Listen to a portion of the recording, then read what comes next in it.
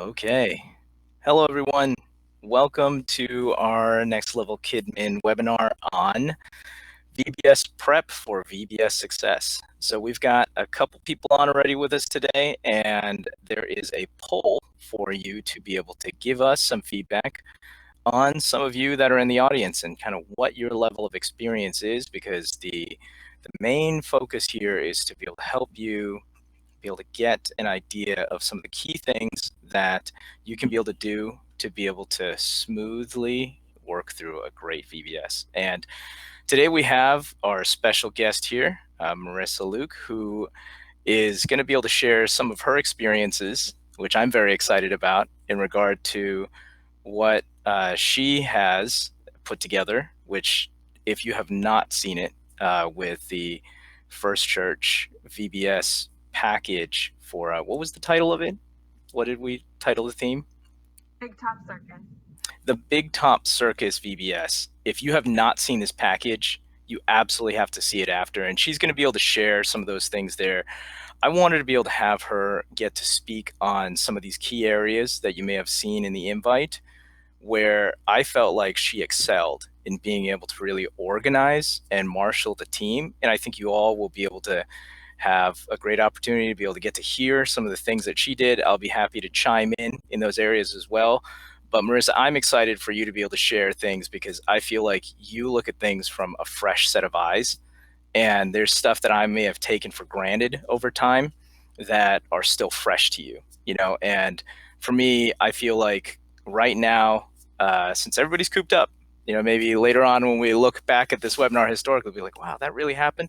But I look forward to the moment when we all get to start to come back together, all come back into church. And I think kids are going to be itching to be able to come to an event like VBS. So I think it's very precious what you're going to be able to share for everybody. So Marisa, if you could go ahead and share a little bit about, what was in the package and some of those things as an introduction.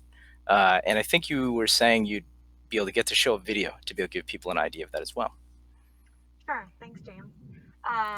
So just to give you a little introduction to myself, as far as VBS, I have helped out with decorations 2 years ago at first, and then last year I was volunteered to help with admin. I'll say quote unquote admin, which turned into a much bigger job than I anticipated, but I love everything that I do. Our pastors to be able to share what we put together with other churches. Mhm. And so that's what we did. We actually, what we did last experience, we put it together in a package that we wanted to offer. Talk a little bit about what that includes. But it was a huge perspective of the admin side, and Hey, Marisa, let's actually go to your computer audio. I think it will sound a little fishbowly, but it's okay. I think for some reason there's fluctuations in that. Can you hear me? That's better. Okay, great. All right, so let me pull up the video, see if I can pull that up here and share that with you all to give you an idea of what our VBS mission is at First Church and what it looked like last year. So give me just 1 second.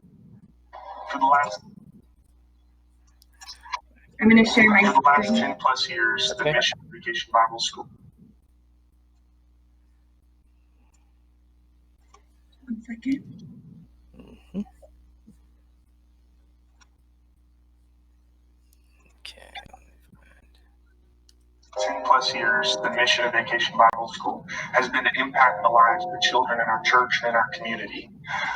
Every single song, every single lesson, every single interaction between the volunteers and the children that attend is to plant a seed in their hearts.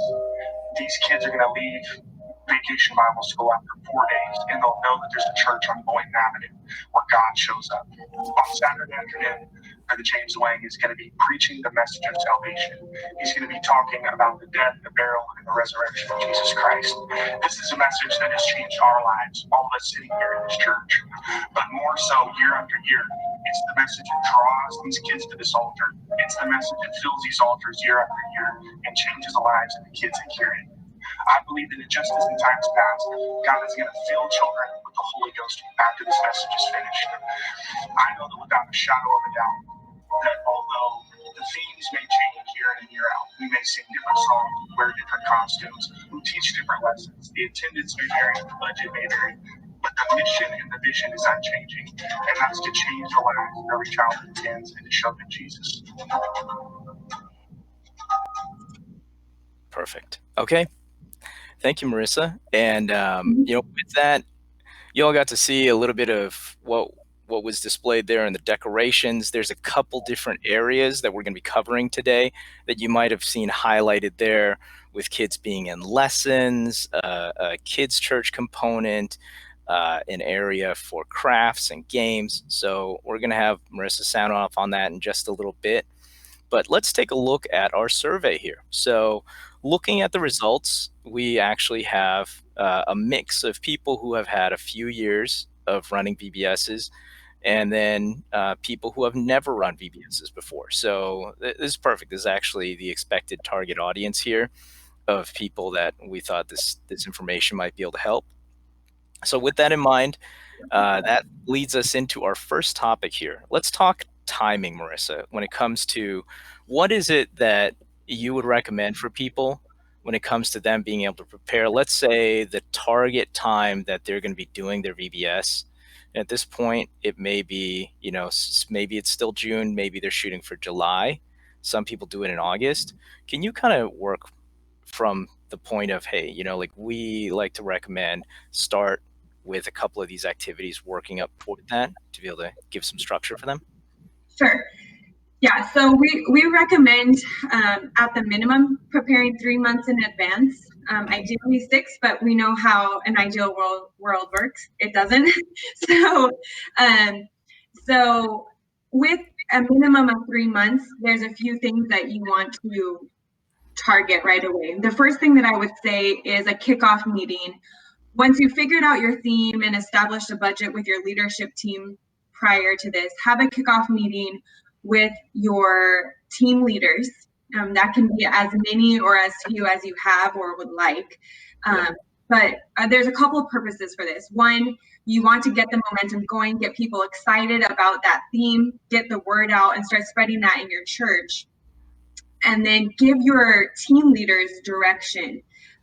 So laying out what your vision is for VBS, what your church's vision for VBS is, set expectations, and then give them a timeline of when certain things need to be done.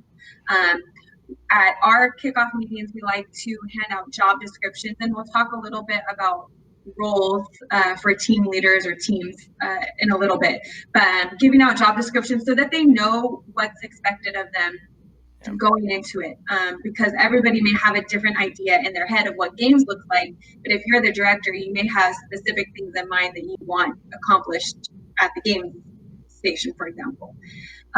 So having a kickoff meeting will help put everybody on the same page. And the earlier that you plan, the more time you'll have to gather resources, primarily decorations. That's the biggest one that to tackle, and it'll help you be more cost effective as well, the longer that you have time to plan.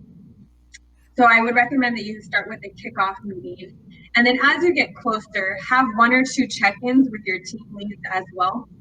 And this really is just to make sure that everybody is staying on track, ideally not leaving things to the last minute, and then see where other teams need help. For example, snacks may not take a lot of prep work, in the months leading up to it, but decorations take all hands on deck, right? So there might be areas where other teams can help out each other, and it just needs that communication piece. And so having a check-in a few weeks or a month before VBS really helps with that. Perfect. Okay.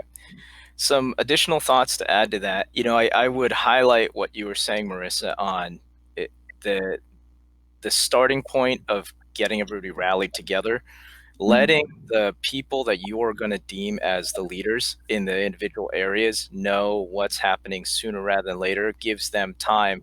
Well, we're going to be talking about resources later in this, but I want to hook those two together right now where, you know, I would liken your amount of time that you allow yourself where, hey, could you get a VBS planned and completed in 2 months or less?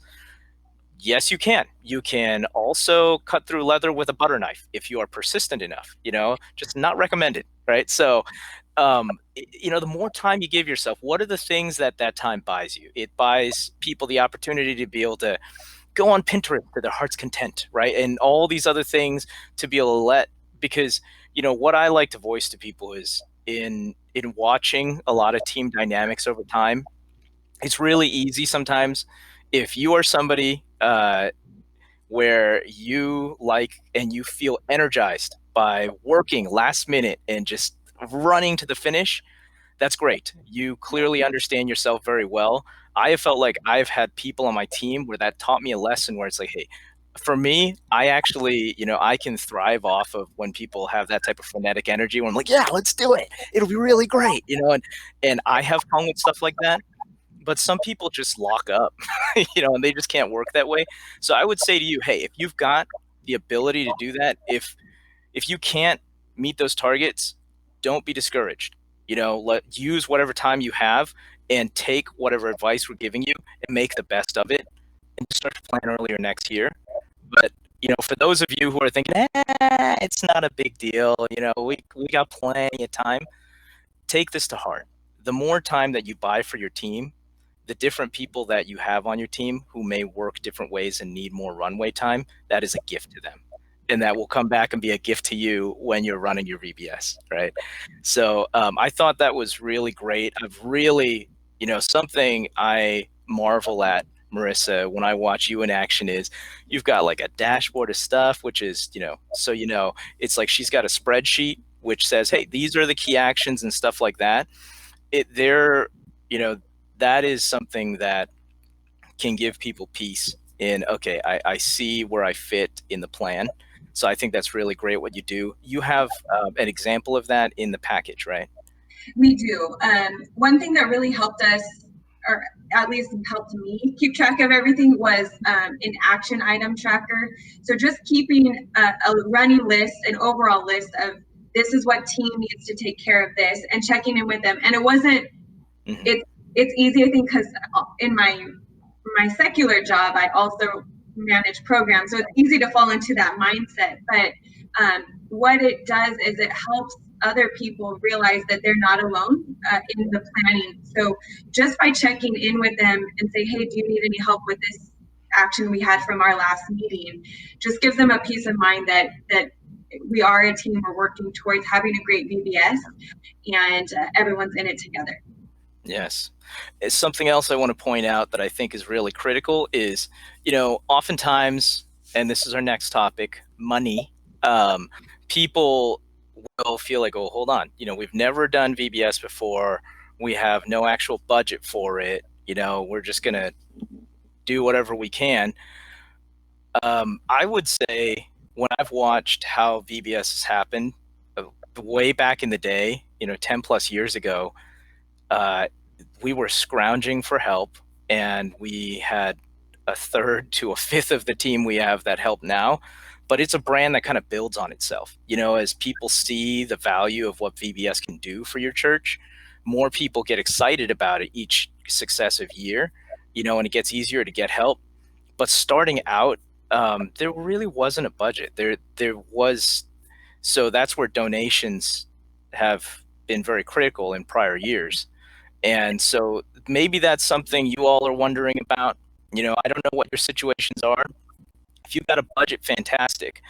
And your pastor said, okay, we're able to spend up to this much, or tell me how much you need, and I'll tell you okay or okay, right? Then great. But you may be in a situation you think, well, we don't have a budget anyway. Why even come up with the numbers? I would still challenge you all that it's still important to try to come up with some target guesstimates for being able to figure out, okay, well, where are we at? Because I know that for the different leaders, it gives them peace in knowing it's like, okay, well, if you throw out a number that, okay, we're going to spend $200 on food if you got, X number of kids and stuff like that, then that's a lot better than them thinking, how am I going to feed all these kids with $50?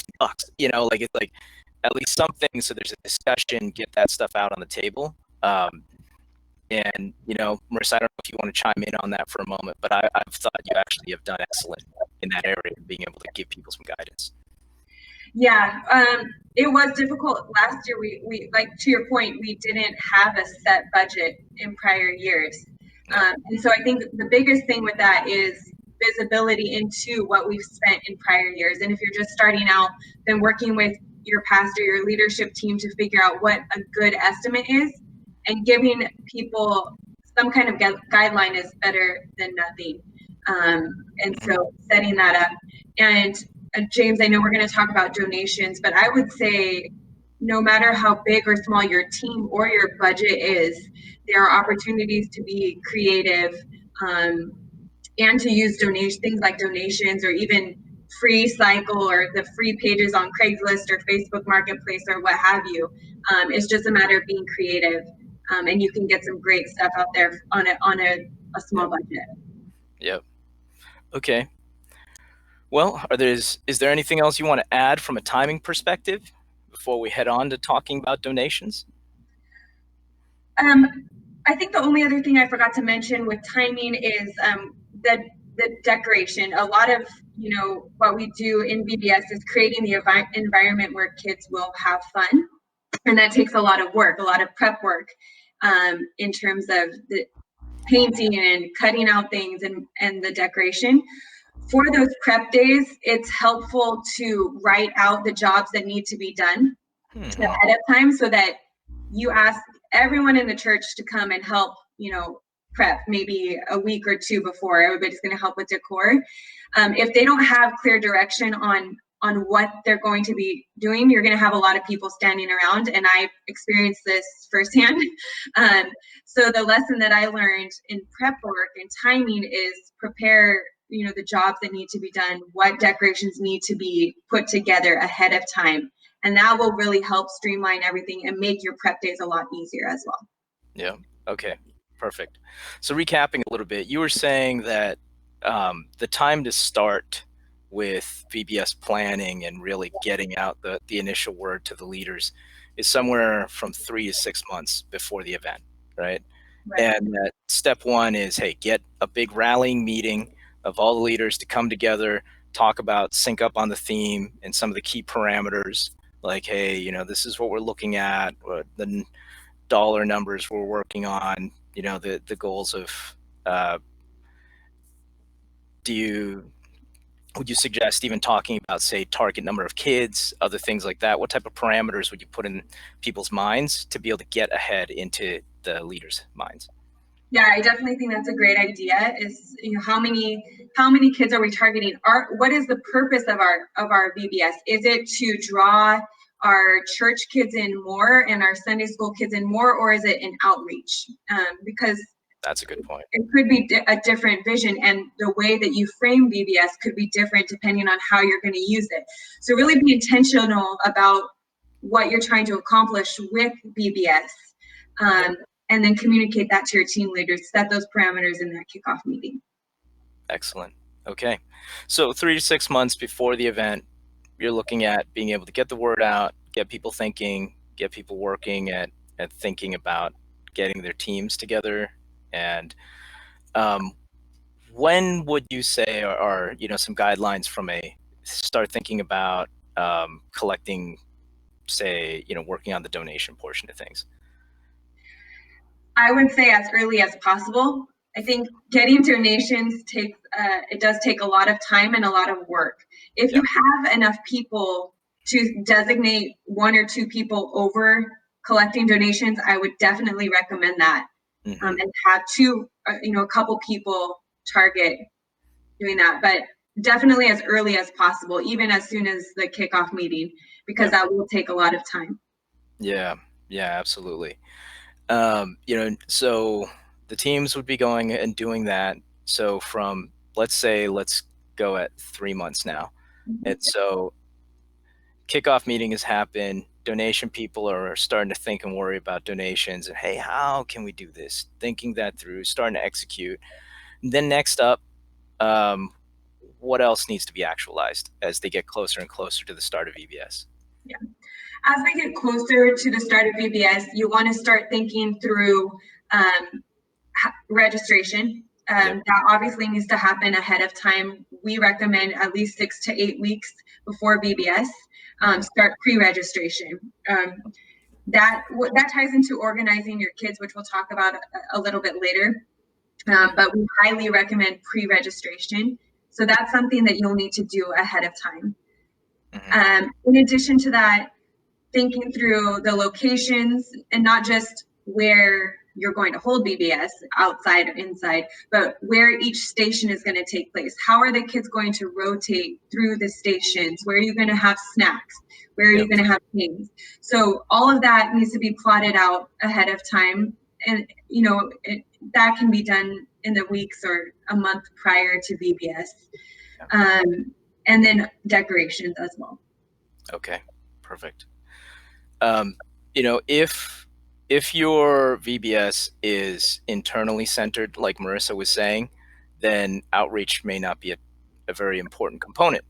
If outreach is an important component, some things I would say about that is you probably want to start at about a month to a month and a half before the event, depending on how far of a spread. And the reason I would recommend that is only because the fact that if you want your VBS to be very externally facing and be an opportunity to really get new kids, then um, one of the exercises would be going and pulling all your old records of kids that stopped coming and making this an opportunity to see if, hey, some of them might come to VBS. Because I don't know about you guys, those of you that have run, VBSs 3 to 5 times, but it fascinates me that there are kids that will not necessarily come normally on a Sunday morning, but they will absolutely never miss VBS. So to me, I feel like, hey, if you're going to do that, then half the battle is just getting all your records together to be able to effectively mobilize people to be able to get some of those kids back, because they may not be on your regular rider rosters. So that's something that I'd point out from a planning perspective, just budget some time for that and get people thinking about it. So, yeah. Right. Cool. Okay. Let's hop over to talking about donations. I don't think this is going to be a very long topic, but it may be very important for some of you, because in years past, it's funny, like thinking about how much of our snacks were actually fueled by Safeway donation cards is amazing. How many kids we were feeding off of Safeway gift cards. So, Marisa, I know you got some tips from Mary Kay. I'd love to have you share some of that on just her best practices on how she's gotten donations, where to look, that type of stuff. Yeah. So a couple of things. One recommendation would be to prepare a letter from your church or from your Sunday school director that has, what VBS is, why we're asking for donations, and then your church's tax ID on it. That can help with write-offs for smaller companies or what have you. Just having something to hand out so they know you're legitimate, you're not just asking for donations off the cuff. And then it does take time and work, so be flexible in the modes of how you're asking for donations. You can send out the letter via email, take it in person, call different stores, but be creative and look at different avenues of asking for donations. We've had success with stores like Home Depot, Safeway, Albertsons, like James mentioned, Michael's. It's just a matter of being patient and asking. And then if they're not willing, if you're asking for specific items, that's one way to ask for donations. Safeway has given us donation gift cards, and Home Depot did the same. Maybe some stores will give you extra coupons. So just be flexible for any donation that they might be willing to offer you. Yeah, perfect. And another one that I'd mentioned that was really neat from a donation perspective was Chick-fil-A. One year we had gotten this big old box of Chick-fil-A gift cards for the kids. So we sent all the kids home with little baggies that had stuff like, church flyer information plus Chick-fil-A gift cards, and it was a hit. But that was exactly the process where it was just a lot of footwork. I would say the donation process, the biggie is once you've got those items that Marissa mentioned of a letter that I would say as a best practice, a picture is worth 1,000 words for sure. If you can show pictures of kids that are having fun, even if it's not a prior VBS, it's just showing that, there are kids that you've worked with before and stuff that legitimatizes the program and has people more interested in being able to donate to it. There's one other thing that I'd mention too in regard to the donation conversation, which is that what can you give to them? Well, the answer may be that you could say that you could feature them on the the handout on the day of the performance itself, where you could say, hey, for this donation, we really appreciate that. We'll make sure that anybody that donates, we can feature them in a thank you at the bottom of the program and that type of stuff, where, we've seen people do those type of things as well. Safeway, those other places, they didn't actually ask for that, but there may be some other local companies that would be willing to make certain cash donations for that type of opportunity to be able to show up in a program. So that's another way that I've seen people do things before as well. So, and the other thing I would mention is, we'll take any donation. So if they're able to give us cash donation or gift cards, what have you, that's great. But be prepared with a list of needs as well if they don't want to donate cash or a gift card. So for example, what we need, what costs us the most is the plateware, flatware, plastic knives, forks, from Safeway or what have you. So maybe they'll donate those instead of a gift card or cash. So just have a list of things that people could potentially donate, just in case. mm-hmm, mm-hmm. And there's one other thing I'm thinking about with donations, which is that there are external donations and then there are internal donations. And I will make a very quick note about that. With that, every church has a different policy. So, make sure you figure out what your church's policy on internal donations are. But if that's an option and your pastor and leadership team are cool with that, here are some ideas that we can both give on internal donations. So thinking back to some of the ways that we've gotten donations on things in the past, what's been kind of neat is I remember one year it was high seas. It was this theme where it was like sailor piratey theme, and what we did was we had this little like play school boat, and then there were all kinds of donation tags hanging off it, like that we needed somebody to buy foam boards, and we needed somebody to buy paintbrushes, and we needed somebody to buy this color paint and stuff like that. And from an organization perspective, it was exactly like what Marissa said. The leaders listed out what they needed so that they could become these tags, and that people could actually come over and grab one of these tags and we'd write down their name and be like, hey, Gary is going to get 2 foam boards. Hallelujah. Right. And then this person, Elizabeth's going to do this, da, da, da, da. And then that was another way to be able to go ahead and get some internal donations too. Some people would actually go and get the boards. Other people would just be like, you know what, just take the money. Here's the money. You go get the boards. I just want to be good for this and make sure that that's handled. That's another possibility, depending, right? Because if you have a budget from your church to do that, cool. If you don't, that's another possible way that you can go about it. Marissa, are there any other ideas you want to offer from that perspective?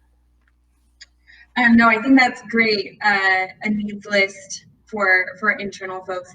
One other thing that we are considering doing this year is we call it a hospitality room for our volunteers, because our VBS has previously been done in the evenings, so people come directly from work to volunteer. And so we would like to ask the church to help provide food for those volunteers that are coming directly from work, so that they're not eating the kid snacks. But that's another way to get folks involved. And I think it's a great, if your church allows for people to give internal donations, it's a great way to get people who normally wouldn't assist with VBS. Maybe they are older or aren't available during the VBS times, but they want to help. Yeah. Donations is a great way to be able to involve them. Perfect. Okay. So with that, we've already started to kind of talk about roles a little bit and been alluding to that. Let's go ahead and hit that head on. This is Marisa. So let's talk about roles that you consider as some of the core things to recommend to people on their teams. Sure. So there are a few roles that I think are critical to the mechanics of VBS, and some of them can be combined depending on how large your church is, how many people you have to help with VBS. So there's a couple of core items. The first would be registration. That is a critical team that you need, and a very important team leader. This person needs to be very detail oriented. They have a lot to track in terms of the kids that are being registered. And so that team is a very important one. Another one is the crew leaders. These are the volunteers, that will be working directly with the kids at VBS. They'll be in charge of the small crews, groups of kids. And so that is another critical one.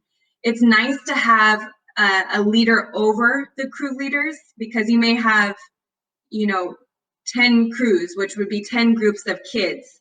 And so you'll have 10 crew leaders. It's nice to have one single point of contact that gives them a little bit of training, that distributes the crew lists, and serves as the point person between the other teams as well. So registration, crew leaders, the station rotation leaders are important. So having someone in charge of games, snacks, Bible discovery, and sing and pray or music. Those 4 stations are critical to, that's what VBS, how it functions. So having leaders for those stations is important as well. And then decor is an important one, somebody who's creative, who can help bring the theme to life. And then last but not least is your volunteer group. And those are the people that are just assisting your team leaders with whatever they need. You're going to need a registration team leader, but you're going to need 2 or 3 people that actually help register the kids. So those volunteers, people who are helping corral the kids and lead them from one station to another one, all of those volunteers are important, and I would say critical to the success of VBS. So let's recap those core leaders again. We have registration, crew leaders, the station rotation leaders, decor, and your volunteers. James, do you have any other critical ones before I move on to the extras?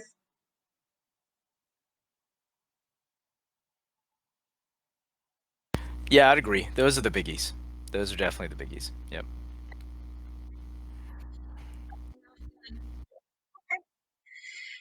Now, if you have a smaller group of volunteers, I would recommend combining the registration and the crew leader. I don't know of another. Yeah. We call it the crew leader. I don't know a better name for it. The person who's in charge of all the crew leaders could be combined with the role of the registration leader, because they're so intertwined. So if you have a smaller group that you're working with, it's easy to combine those 2 roles. So one person that helps all the kids register, they divide the kids into the groups, the crews, and then helps manage the leaders of those crews. And then some bonus, if you have a larger team that you're working with, security, we found that one to be an important one, because we hold our VBS outside on our parking lot or on our campus.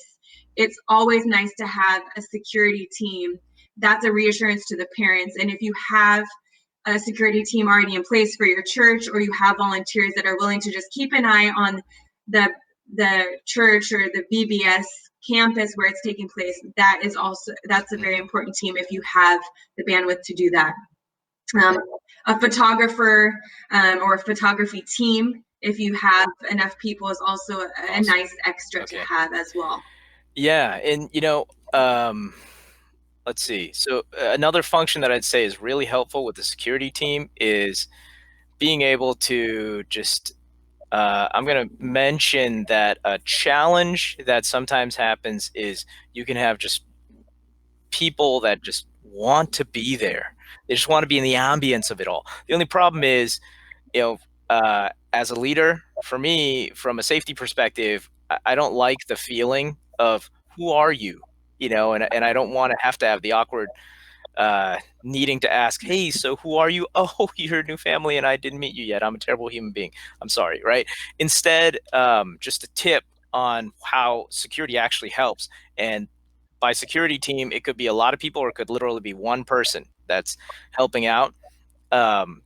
They could be able to help just make sure to be able to, as if you're the director, make sure that they have your back to be able to be near the door to just tell people, hey, hold on a second, and a tip I'll throw out here as we're thinking about just how the teams all interact is it's very tempting for people to just have random volunteers.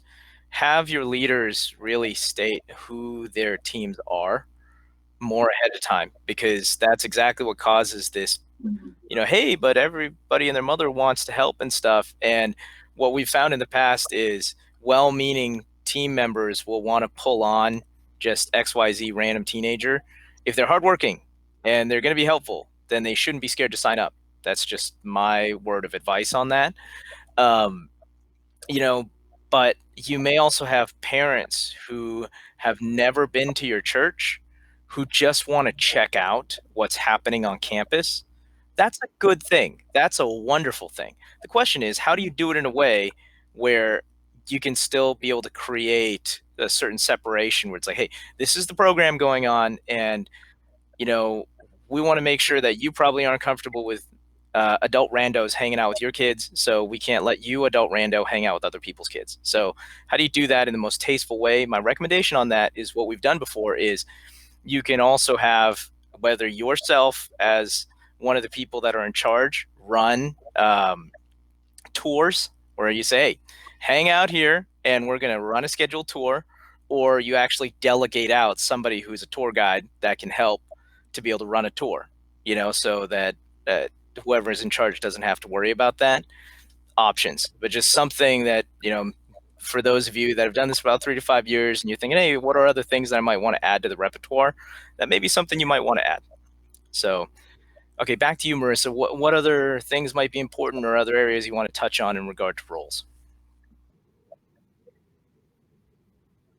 Yeah, I think just tying back to that for a second, one thing that we learned really helps us is to have, as James mentioned, everybody sign up. So it's documented who is helping at what station or what is their role at VBS, and make sure that you have a list.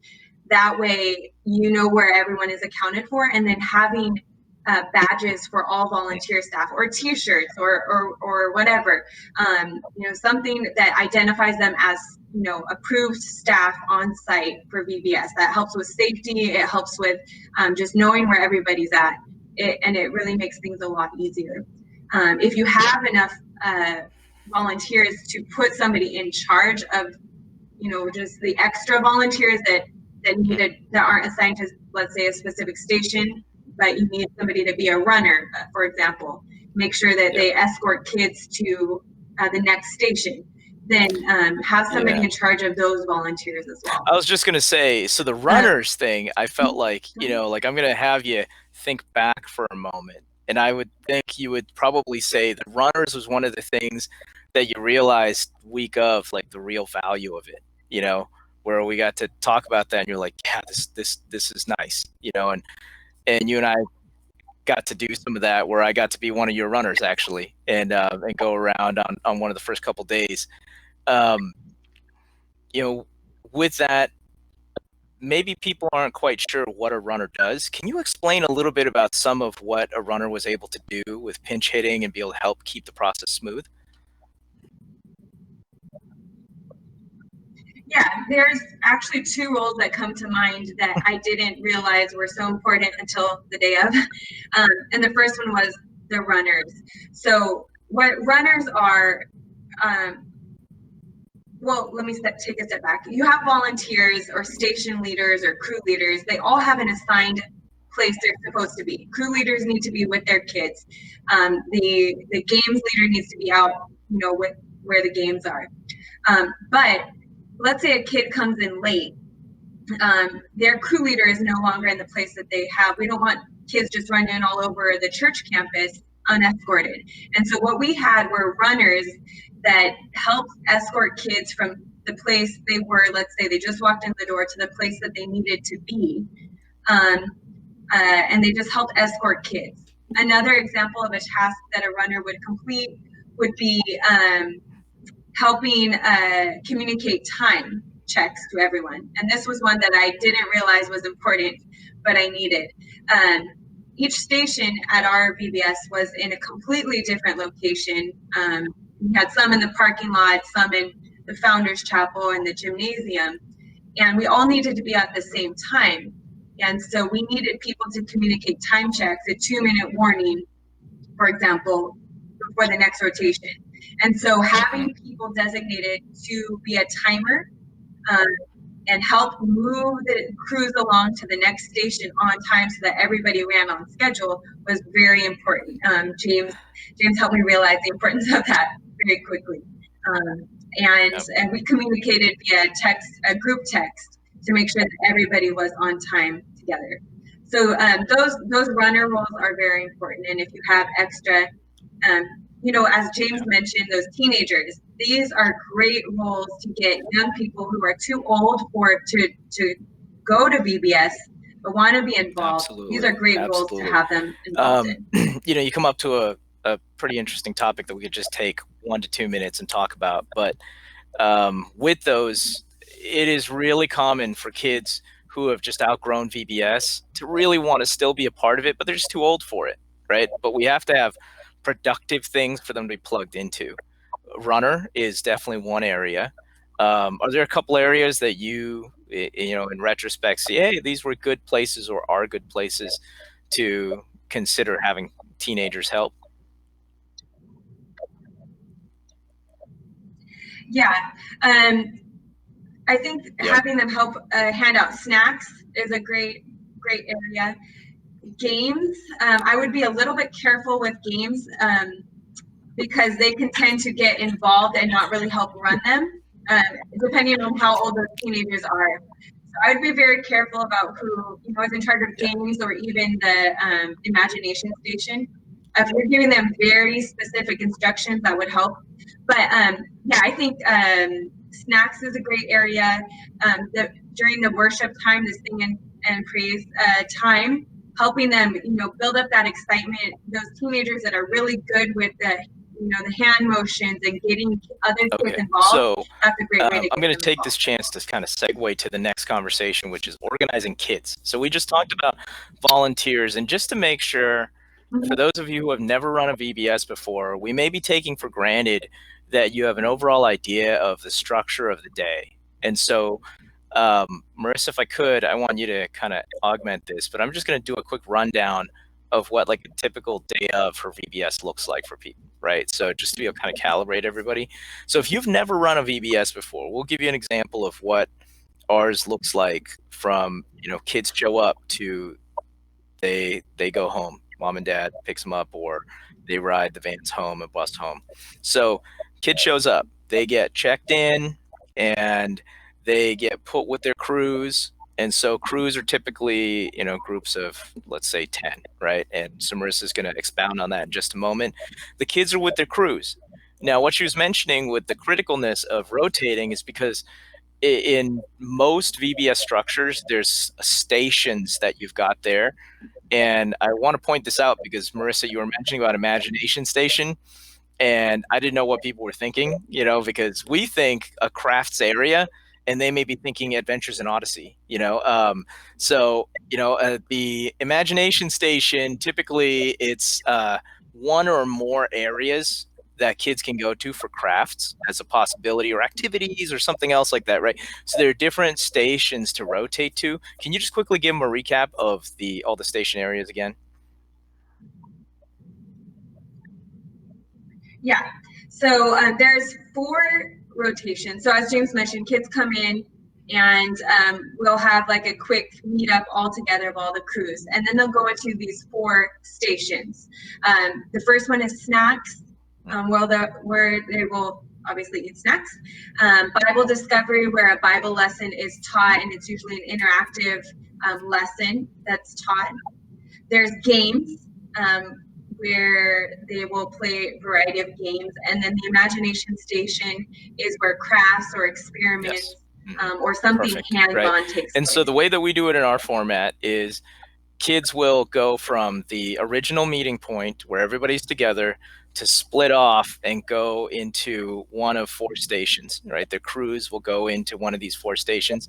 And then, as Marisa was mentioning, timekeepers will go ahead and text each other, hey, 5-minute warning. Okay, great. 2-minute warning. Okay, rotate, right? And then they are the tour guides, crossing guards, telling people, hey, head over to the next area. It's up the stairs and over into that room, or it's over in that chapel area, or it's over in whatever. And everybody rotates around, right, to go to the next station. And then time happens. And then you got to rotate one more time, and then rotate one more time. And then we all come back together after all kids have gone through all 4 stations. And then, in our format, there is a time of you mentioned the sing and play, which is when we're rehearsing the songs together in this big group of rehearsing the songs. We don't do kids church every single night. It's been kind of interesting seeing for some of the other churches, they do kids church every single night. That's pretty neat. So that's just, in the layout. The reason I'm mentioning this is because, Marisa, in the packet, you've got a sample schedule, right? So they're going to be able to see the grids of how this looks with crew rotations as an example, right? So I want you to be able to kind of have that in your mind as we're talking about that, because now we're going to talk about this next atomic level of, okay, well, how do you organize the kids? So Marisa, I've seen a couple different ways that people organize kids. Talk to them about kind of what were considerations in this last iteration of organizing the kids. Yeah. So when we divided the crews, and you can correct me if I'm wrong, James, but I believe in the past we varied their age levels. And so this year we tried grouping the kids within their same age levels. So ages 6 to 8, 10 to 11, or 11 to 12. I can't remember, 5, maybe it was 5 to 6, but anyways, similar age groupings. And as James mentioned, that the max number of kids per crew, I would recommend is maximum 10. Last year we had very big crews, I think up to 16, and it became very difficult to manage that number of kids with just 1 or 2 crew leaders. So maximum amount of kids per crew would be 10. And it worked really well for us to do the same age groups this year. And the reason for that was we were able to tailor each station for that age group based off of the rotation. So for example, with the imagination station, the crafts, we had 3 different crafts at one time. And each stage, it was basically grouped by table. And each table had a different craft depending on their age level. And then the same with the Bible lesson, you can tailor it a little bit based off of their age group. So that really helped doing it that way. But like I said, we've done it differently in the past. I've seen other online resources. I know Group VBS recommends grouping them of all different age levels. And the reasoning is that older kids will help the younger kids.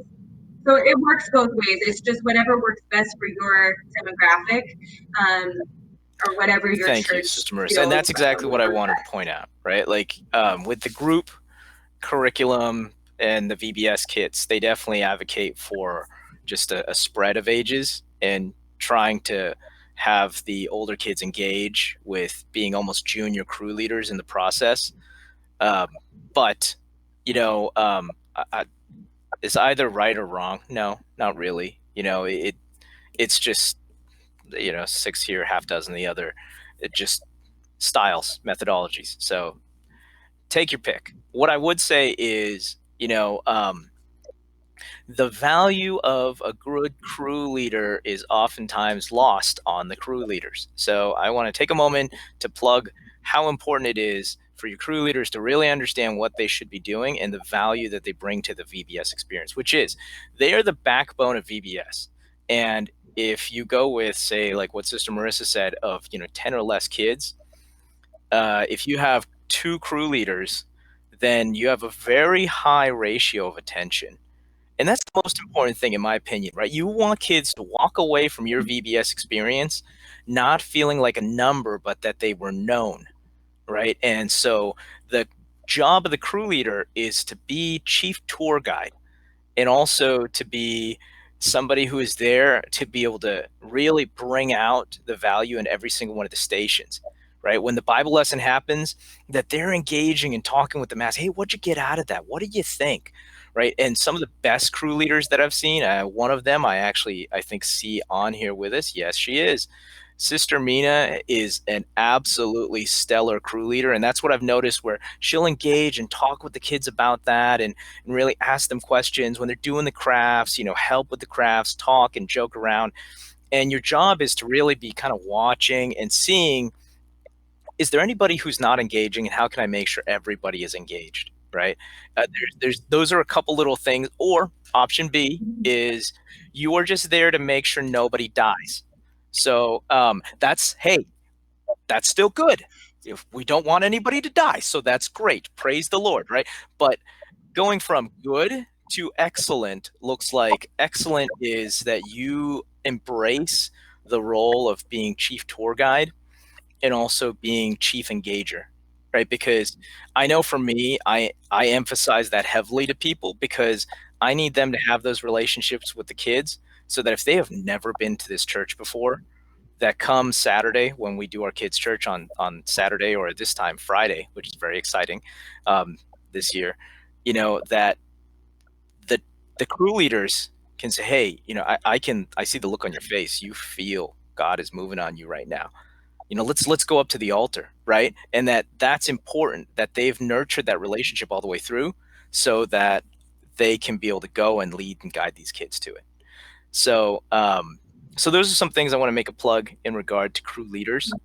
I am curious to hear people's questions. So let's go ahead and let's shift right now to our final topic before we open up for questions. So everybody start to prep your questions, but let's talk for a moment, Sister Marissa, on online resources and just resources otherwise. What are some tips for resources that you found useful, that you wish somebody could have told you before you started last time? What can you offer people? Yeah, the first resource that I will give a plug for is, of course, our package. I think our team did a phenomenal job of putting all of their work together, and to give people a good idea of what to do or how to run a VBS, not only just the theme from last year, but just how to reiterate it year over year. So if you're interested, you can email F as in Frank, C as in Charlie, San Jose VBS at gmail.com. So FC San Jose VBS at and you can pop it gmail.com. into the chat too, right, Marissa. If you want to pop it into the chat in a minute, I think that'll help people. But go ahead. Sure. Absolutely. A couple other resources. Obviously, James mentioned it. Pinterest is just a world of information in terms of visualizing different VBS ideas for decoration, for games, everything that you could ask for VBS. So Pinterest, we used a lot. I know Pentecostal Publishing House has resources available. There's a few, I would say, just Googling VBS, I got a lot of information just looking around different church websites, different articles.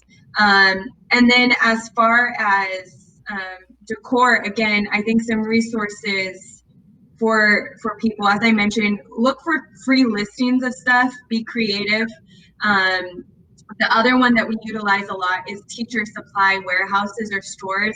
One in California, I'm not sure if it's national, but Raft is a teacher supply store that, I mean, we get probably 60% of our decoration supplies there. So I'd recommend looking for those in your local areas for supplies. Perfect. And from the perspective of curriculum options, we love the music from group. That's one area. I would say, actually, my wife just stepped into the room. When it comes to other music ones that you've liked, would you say like Lifeway's pretty good? I think some of the Lifeway stuff is all right too, right? Yeah, yeah, yeah. Group stuff is probably the most fun, So that's a real go-to, and it's very simple for kids.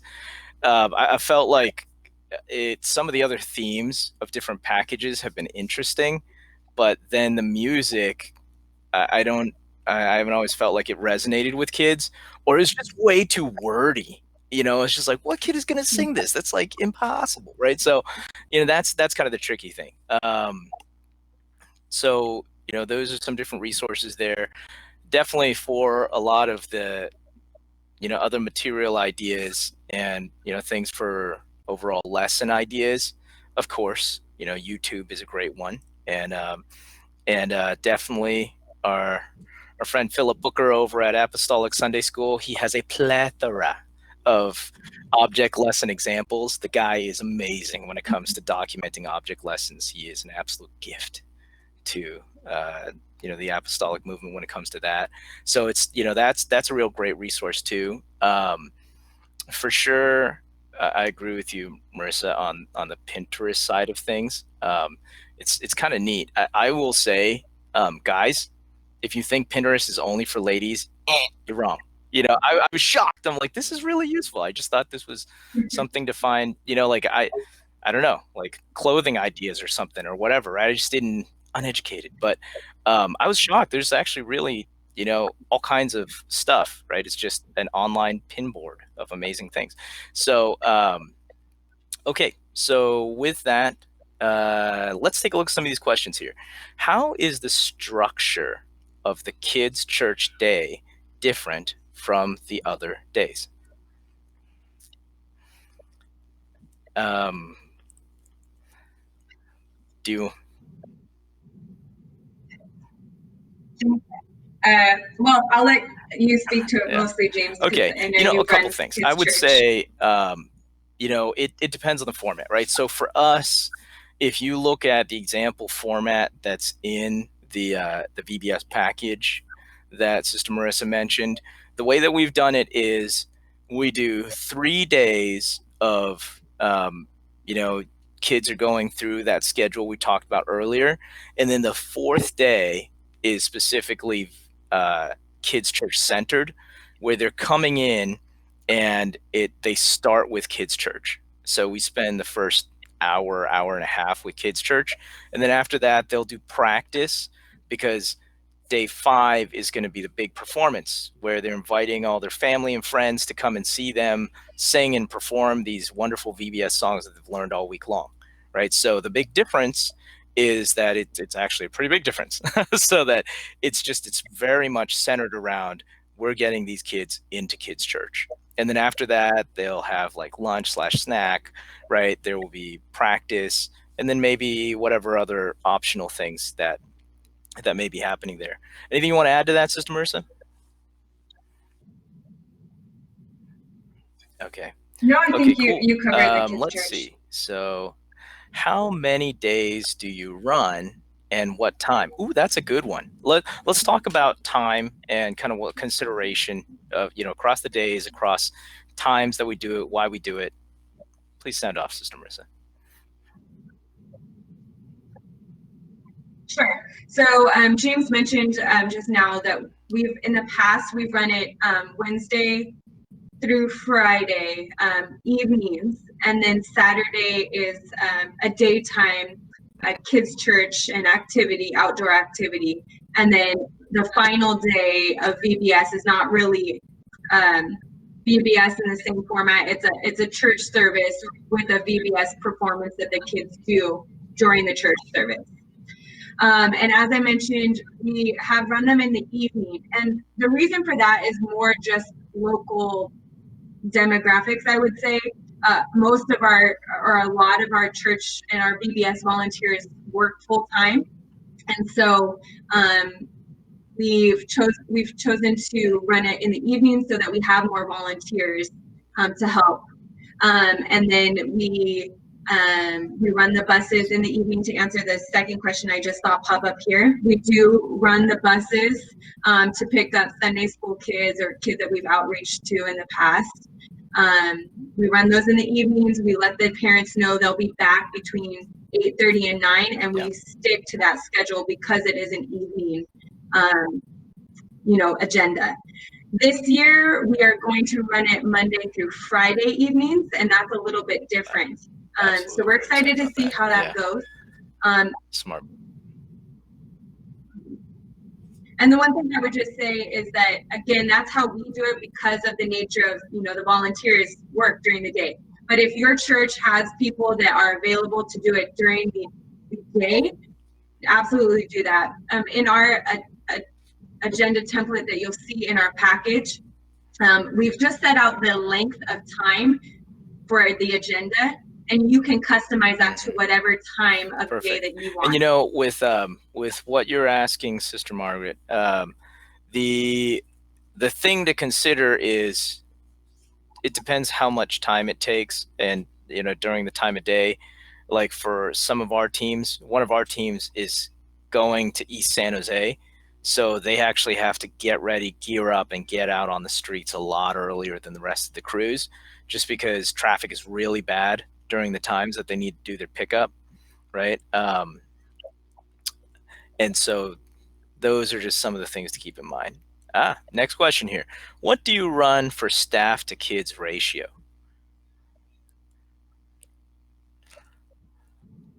Yeah. That's a good question. So we mentioned for the crews, if we have about 10 kids in a crew, we have 1 to 2 crew leaders. We usually have 2 crew leaders for the younger kids, and then if it's the older kids, it may be 1. Ideally, 2 crew leaders per crew. As far as total, it really depends. I don't know, James, do you have an idea of staff to kids ratio overall? That's a tough one. I'll have to answer it a different way. So, if you ask us what it looks like for what the staff to kids ratio is today for First Church, we have a lot of staff per children now. Marisa, I would say we had 80 volunteers, maybe. Yeah, maybe more, actually.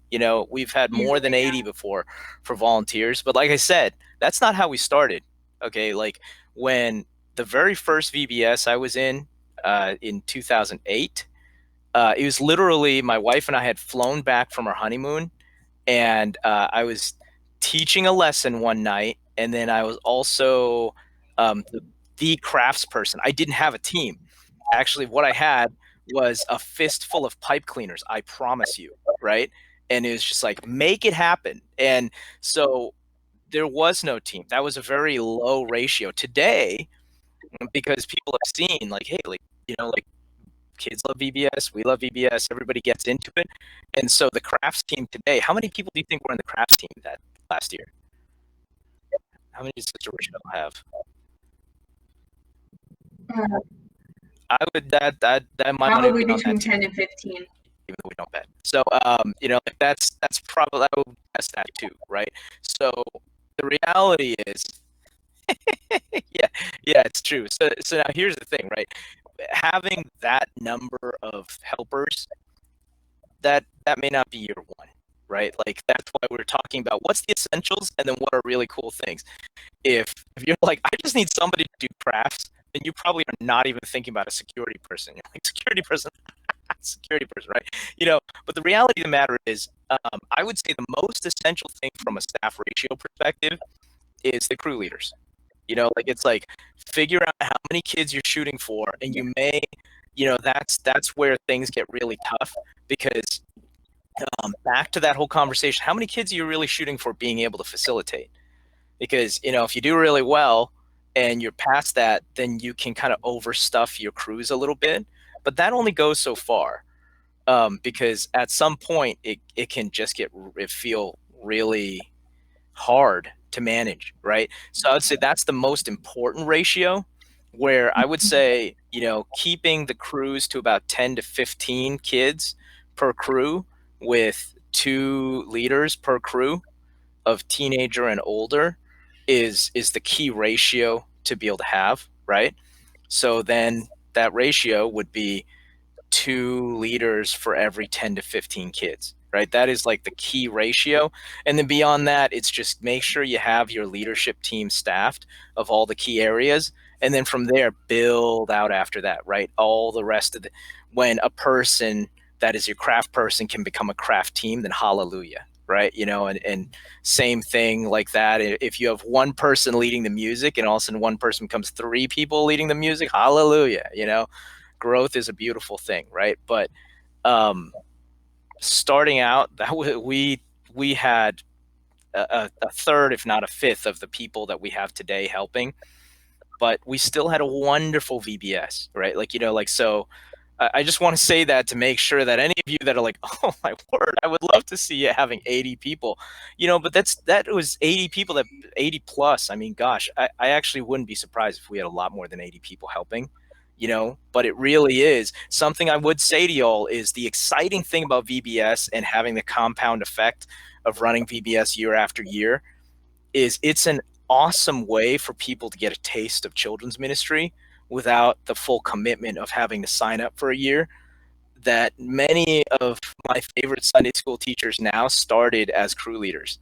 And they're just like, wow, this is really cool. Can I do more? Like, wow, yes, you can. And that's a great opportunity to be able to do stuff like that, right? So Yeah.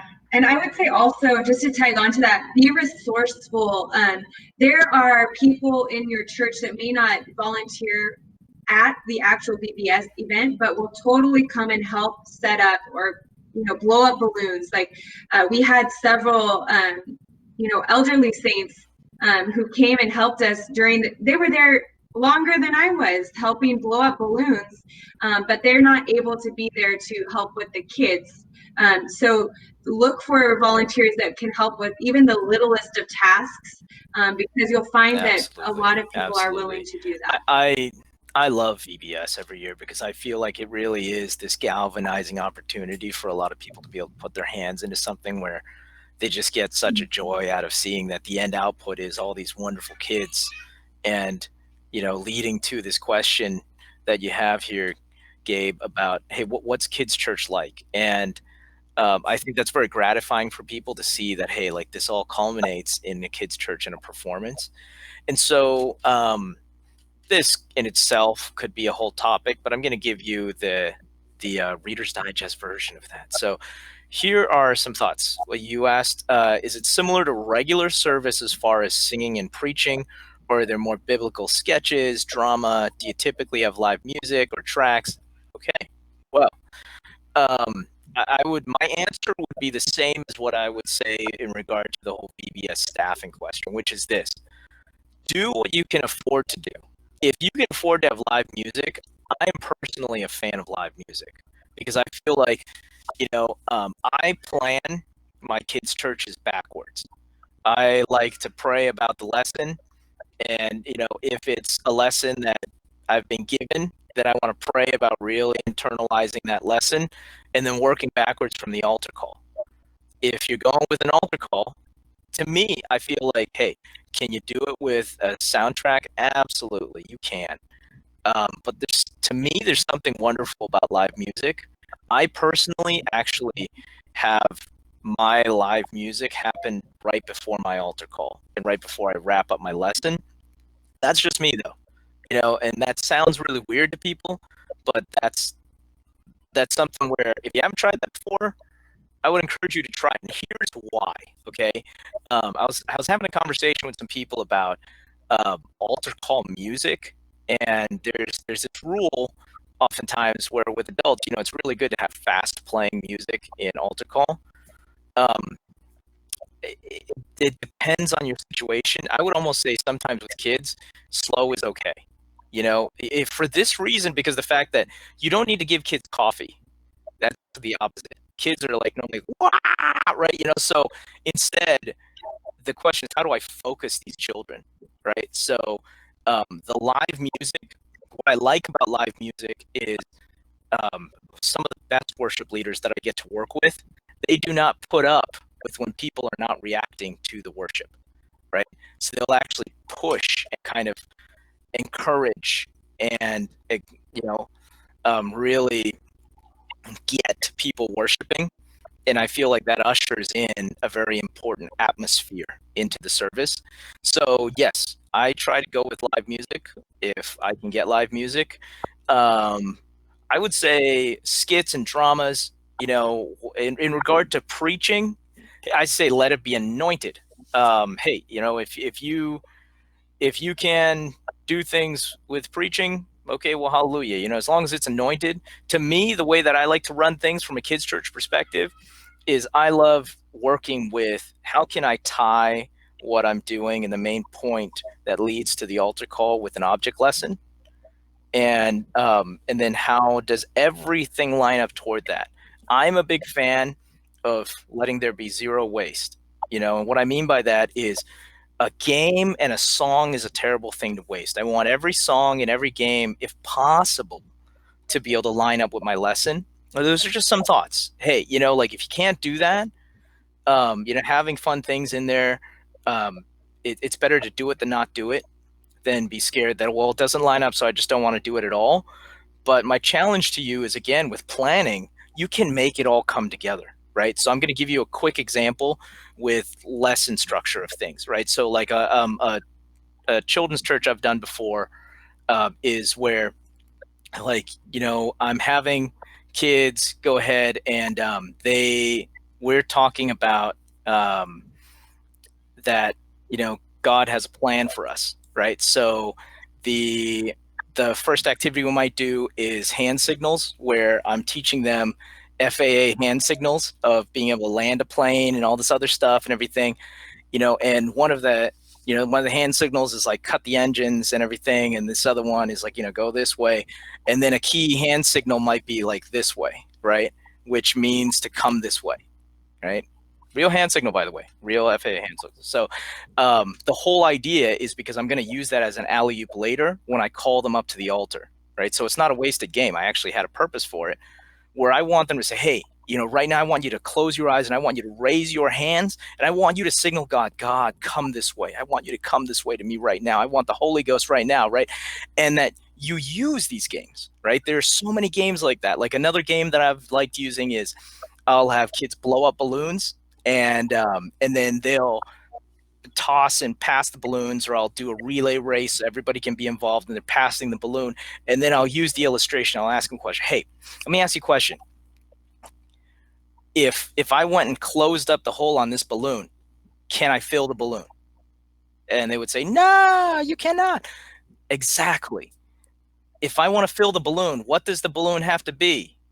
Open. The mouth of the balloon has to be open, right? So it's a game, but I'm actually specifically using that game to illustrate what I want them to do physically when we get to the altar call, right? And there's so many different types of ways that you can be able to combine this. So for example, another game, just so you think like there's not two examples, there's hundreds. I want kids to be able to think in their minds that it's like I want them to have their hallelujahs almost like pile up out of their mouth until the Holy Ghost flows out of them, right? So I'll purposely play a game where they're trying to fill something. Like one of the games was to fill a bucket with balls, right? So that they can have an image of the balls like overfilling and then they win, right? That's another example of something. There's times where skits are perfect. So in our recent VBS last year, we were doing skits. I love skits and dramas or other things like that, biblically based ones or ones that are just, random skits that are to make some type of point. Um, those are excellent tools to use there. For me, I my recommendation, do whatever you like, but my recommendation when it comes to format of kids being able to really connect to the message, I try to take whatever message I'm going to deliver and spread it out over the entire experience and not jam it into 10 to 15 minutes. So that's my thing where, I'm trying to answer the long way your question on, is it basically similar to service, right? So the difference, in my opinion, between a kid's service versus an adult service is adult service starts with worship at the very beginning and then goes into preaching. And preaching can look like this, right? And it's a block after worship. And the way that I like to look at it is, instead, how can you take what you would do in the preaching and spread it out over a lot of different things, and then have the worship as a way to really uplift the atmosphere, and then have this, like, the overall atmosphere kind of be something that kids are kind of gliding through into the spirit, right? Sorry, really long answer to that. I got carried away here. Sorry, Marissa. Yeah. Gabe, I hope that helped you. Let let me know. Okay, question: how long does the kids' church portion usually last? You as an outsider, Sister Marissa, on that. Me, I'm too, I'm in it, so I'm just like, what happened, right? By the end of it, because I'm just like totally going with it. How long did it last? What did we do? Yeah. I think we blocked out 45 minutes for kids' church, and that included, like the games that Brother James was mentioning, his actual, message and altar call.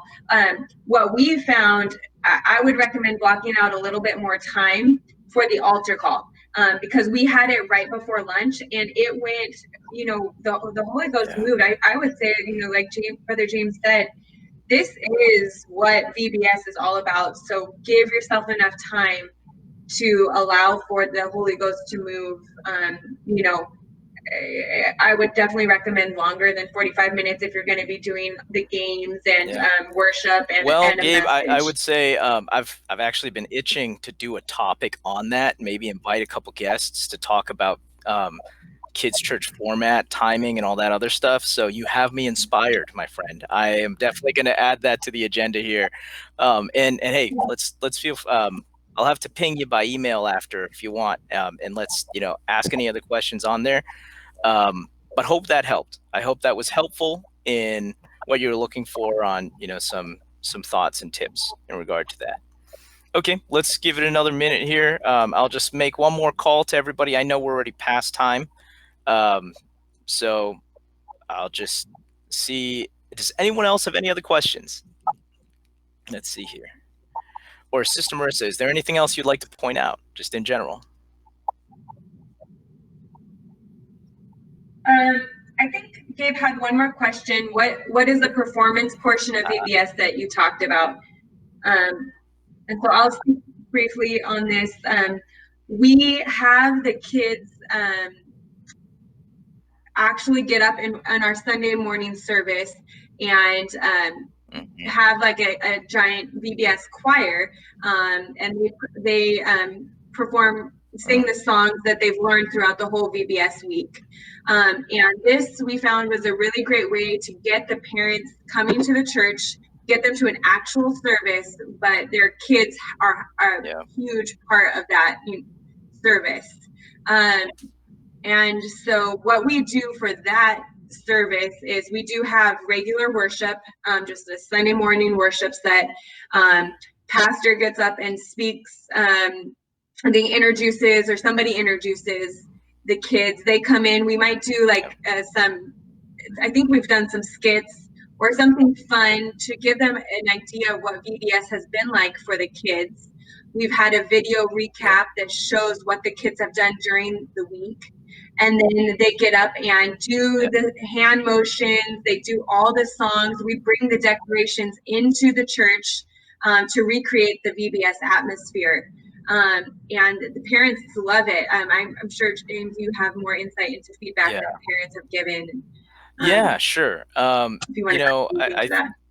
I would mostly say, yeah, you covered it. But one of the things that that I'm seeing as another question I was trying to queue up to answer was how many kids do we have typically at a VBS? And that number varies.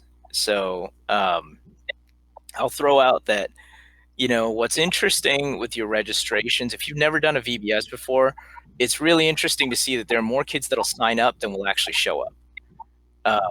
And also, if you look across the attendance across all days, it's just like this random splotchiness of stuff where it's like you've got a certain amount of kids and it's sometimes almost the same number. It's just different kids every single day for whatever weird reason. We've had, from a registration perspective, I think we've previously had like 200 to 230 kids registered, but we never had all of them show up. It's like it was never like we have 220 kids on campus. This is insanity, right? Like it was always less than that number because the fact that they never all showed up at the same time. So that's where I was mentioning about the coaching of, okay, well, plan to a certain target and then plan to be able to flex, right? And that will leave you able to be able to be nimble from that perspective. But a lot of that question is, what are you targeting for? Because of the fact that for the people planning snacks, for the people planning crafts, I have on the other side of things underplanned and then had to beg people to last minute go buy more crafts, because we had more kids than we anticipated, or, snacks and stuff like that, like the people in the kitchen, like praying and trying to, pull a miracle like Jesus to make these goldfish, become more than fishes and loaves, right? Like just that type of thing where with a little bit of additional planning, you can be able to make it easier for people to be able to hit those targets. Yeah, that's the thought there. Anything you want to add there, Sister Marisa? Yeah, just two quick points. I think the first is it depends on how you do registration. So to your point, if you're doing pre-registration, yes, which again we highly recommend, that will really help. Are you going to allow walk-in registrations or not? Maybe what we tried to do this past year is have everyone pre-register, meaning we weren't taking any walk-up registrations, and that helped us with planning. That's not how we've done it in the past, so it can be done either way. And then the second thing I would say is going back to the point I made in the beginning, be intentional about your purpose for VBS. Are you using it as an outreach tool? Because that will impact your numbers. You want to get as many kids as you can. Are you using it as a way to make your church sticky to those who are already attending, the church kids, the kids who are already in Sunday school? Because that may be a little bit lower number, but you have a little bit more focus on what you're trying to do with the kids versus an outreach tool. So there's no right or wrong way. We've done it both ways in the past, but just keep that in mind with the number. It may not necessarily be about the number. It may be you have a different purpose in mind. And then to answer Marilyn, your question, we did not do online registration, I believe, James. We had a booth at church after services where kids signed up. And then we had the outreach teams, the bus ministry teams take registration forms, consent forms that parents signed ahead of time. I don't think online is a bad idea. Yeah, in prior years we've done both.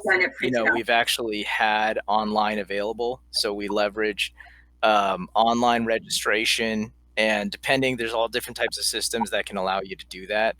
So I don't really have a recommendation to you all on what to use there. But we have done that before.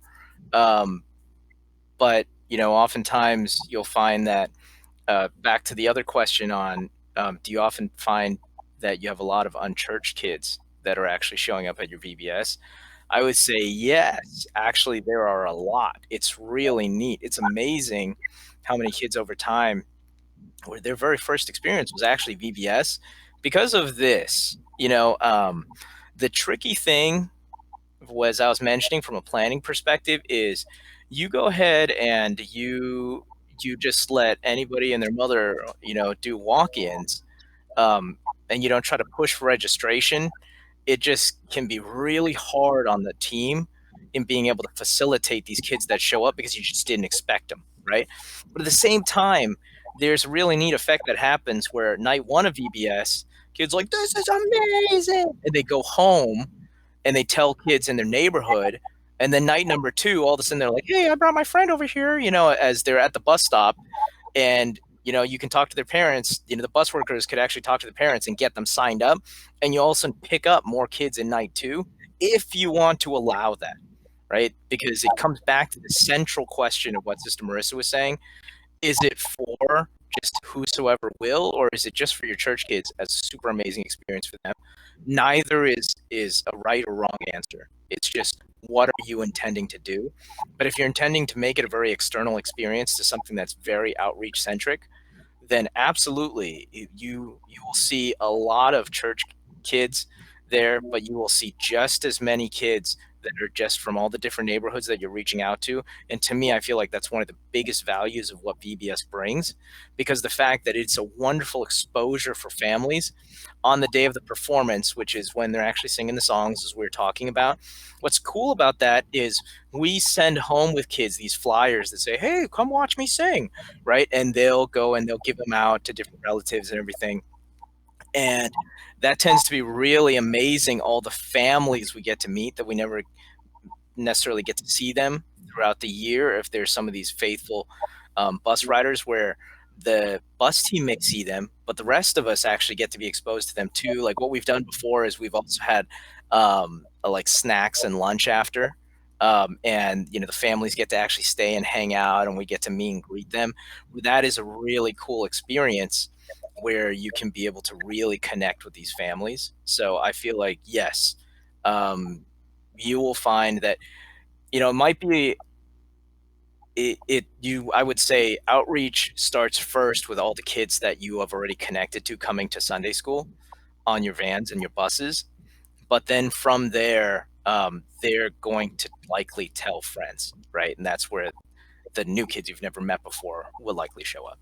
But yeah, so okay, well, that was hopefully you all found that very helpful. I'm always learning from Sister Marissa, so thank you, Sister Marissa, for all the stuff you pointed out. And I'm going to go ahead and if you could, as a parting gift to everybody, pop into the chat one more time, the info on how to get their hands on the VBS package. Let's make sure to do that, and I'll also follow up by email to everybody that was on here as well, so you can be able to have that too.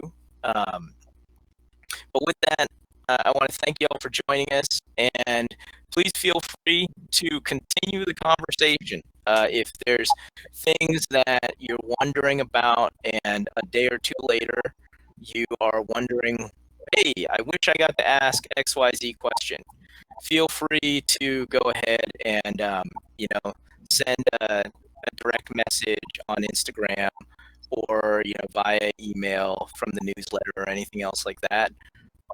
And